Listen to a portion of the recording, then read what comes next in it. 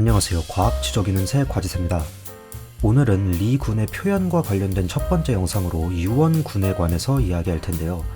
이 군의 표현을 이야기하기 전에 먼저 유원군이 무엇인지, 그리고 왜 우리가 유원군의 표현을 알아야 하는지부터 생각해보는 게 좋겠죠.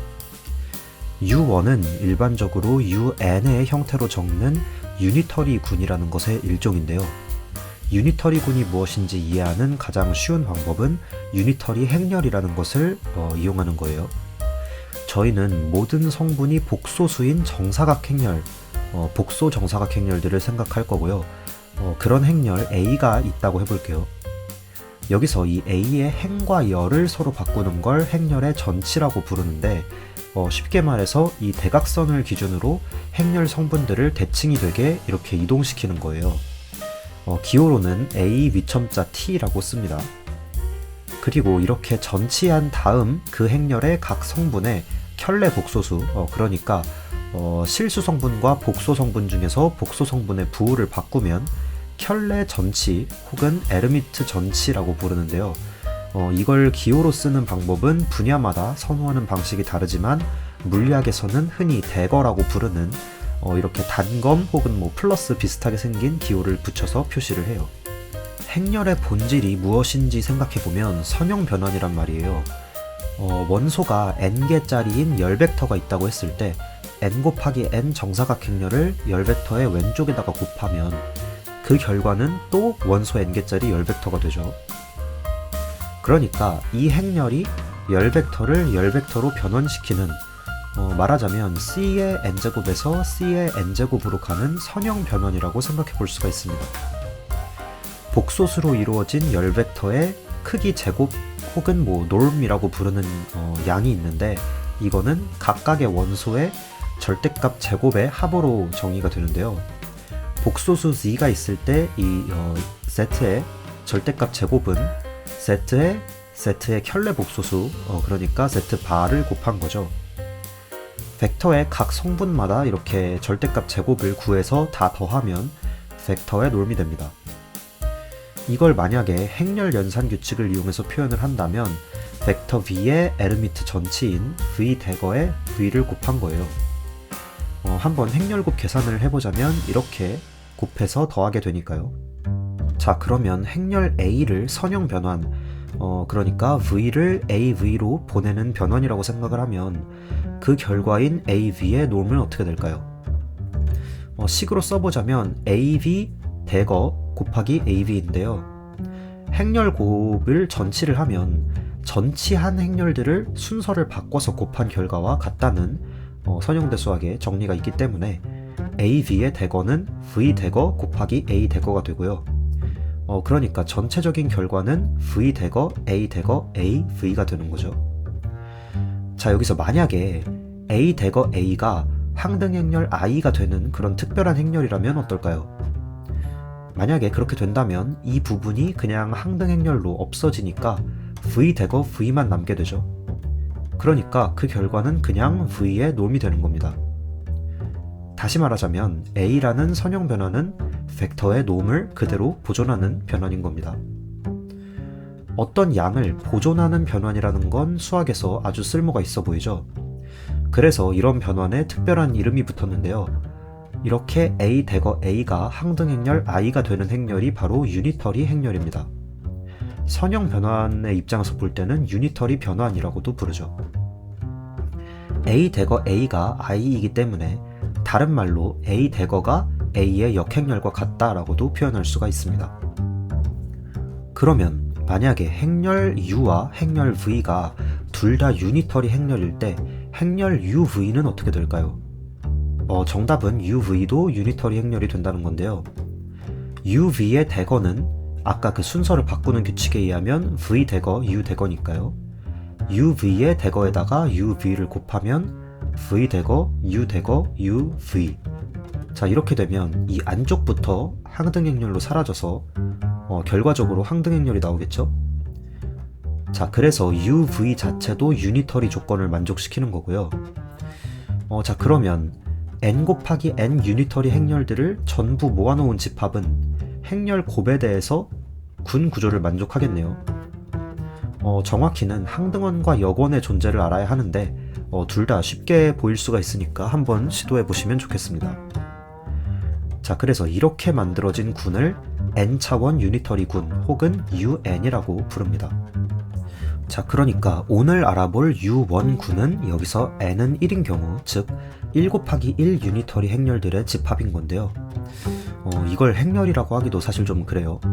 1 곱하기 1 행렬은 그냥 성분 하나밖에 없고, 행렬 곱을 한다고 해도 그냥 그 성분끼리 곱하는 거니까 사실상 그냥 복소수 하나랑 별로 다를 게 없어요.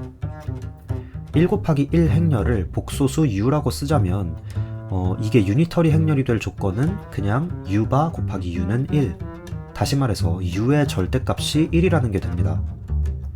자, 그러니까 u1은 크기가 1인 복소수들의 집합, 그리고 그 안에서 주어진 곱셈군인 거죠.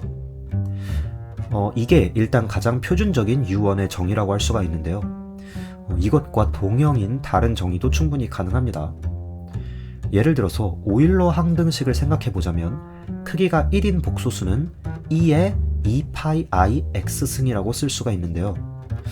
만약에 여기서 x 대신에 x 플러스 1을 넣어도 같은 복소수가 되죠.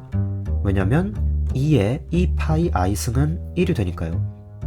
자, 그리고 2의 2파이 i x승과 2의 2파이 i y승을 곱하면 지수 법칙에 따라서 2의 2파이 i x 플러스 y승이 되죠.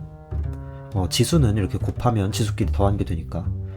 자, 그러면 복소수 자체보다 이 지수에 있는 x와 y를 이용해서 u1을 표현하고 싶다면 마치 실수의 덧셈군과 비슷한 형태가 되고요. 대신에 아까 x와 x 플러스 1이 같은 수를 가리킨다고 했으니까 정수만큼 차이가 나는 수들은 서로 같은 걸로 취급하는 거죠. 자, 이렇게 서로 다르게 표현된 U1의 구조를 기하학적으로 살펴보는 것도 재미있는데요. 예를 들어서 크기가 1인 복소수라는 관점에서 U1을 보게 되면 복소 평면에서 크기가 1인 복소수들을 생각할 수가 있는데 이런 복소수들은 반지름이 1인 단위 원을 이루죠. 자, 다른 한편 실수의 덧셈이라는 관점에서는 마치 0에서 1까지의 실수들로 볼 수가 있습니다. 그런데 0과 1은 정수만큼 차이가 나니까 같은 점으로 취급이 되기 때문에 0에서 1까지의 선분의 양 끝을 이어붙인 형태가 되죠. 자, 이렇게 두 관점이 나타내는 모양은 서로 다르지만 선분의 양 끝을 이어붙인다는 게 뭔가 원이랑 비슷한 형태라고도 볼 수가 있죠. 다르게 말하면 선분에서 양 끝점을 동일시하게 되면 원과 위상 동형이 된다는 거고요. 여기서 원은 1차원 다양체이기 때문에 U1 역시 1차원 다양체를 그런 형태를 가지는 즉 리군이라고 볼 수가 있습니다. 자, 이렇게 U1이 무엇인지는 알아보았는데요. 그럼 이 U1 군이 왜 중요할까요? 주기성이 있는 실수값을 가지는 물리량이라면 저는 제일 먼저 각도가 생각나는데요. 한 바퀴를 돌면 다시 각도가 0으로 돌아오니까요. 그러니까 2차원 평면상에서 회전을 나타내고자 하면 이 각도로 회전을 나타낼 수 있으니까 그런 군으로서도 U1이 중요하게 됩니다. 하지만 물리에서 U1이 더 중요해지는 이유는 바로 양자역학 때문인데요. 시청자분들 중에서 양자역학을 자세히 모르시는 분들도 있겠지만 양자역학에서 모든 물체가 파동의 형태로 기술된다, 이런 문장은 한 번쯤 들어보셨을 겁니다. 여기서 말하는 이 파동이란 입자의 존재 확률과 관련이 있는데요. 더 정확히는 각 지점마다 복소수 값을 가지는 파동 함수라는 게 있고요. 그리고 그 복소수 값의 절대값 제곱, 그러니까 놈이 바로 그 위치에 입자가 존재할 확률 밀도가 됩니다. 그러니까 파동 함수의 놈이 클수록 그 위치에 입자가 있을 확률이 높다라고 보시면 돼요. 자, 그런데 여기서 중요한 점은 바로 파동 함수의 구체적인 값 자체가 아니고 그 값의 절대값만이 확률과 관계가 있다는 거죠. 그러면 만약에 원래 있던 파동 함수에 절대값이 1인 상수를 그냥 몽땅 곱해버리면 어떻게 될까요? 정답은 바로 확률에 아무 영향을 주지 않는다는 겁니다. 저희가 만약에 어떤 물리량에 조작을 가했을 때 그 결과로 얻어진 값들 중에서 저희가 뭔가 측정할 수 있는 값이 전혀 변하지 않는다면 그러면 우리는 그 조작 혹은 그런 변환에 대해서 이 물리계가 대칭성을 가진다라고 말하는데요. 그러니까 양자역학에서 말하는 파동함수는 절대값이 1인 상수를 곱하는 그런 조작에 대해서 대칭성을 띈다는 말입니다. 다시 말해서 U1 대칭성을 가진다는 거죠. 그렇기 때문에 U1은 양자역학적인 현상을 설명할 때 아주 기본적으로 고려해야 할 대칭성에 깊게 연관이 되어 있습니다. 이런 이유들로 인해서 U1은 구조가 단순함에도 불구하고 가장 중요한 리군이라고 말할 수가 있는데요. 원래 U1의 표현을 다루기 전에 U1이 무엇인지 설명하고 넘어가려는 그런 목표를 가지고 있었는데 설명을 하다 보니까 영상이 좀 길어졌죠. 그래서 이번 영상은 이렇게 U1의 정의와 그 쓰임새를 알아보면서 앞으로 공부해볼 동기를 찾아보는 걸로 마무리를 하고 다음 영상에서 U1의 표현에 대해서 자세히 다루도록 하겠습니다. 네, 오늘 영상이 재미있고 유익하셨다면 구독과 좋아요 한 번씩 부탁드리고요. 저는 다음 영상에서 이제 본격적으로 U1의 표현에 대해서 다뤄보겠습니다.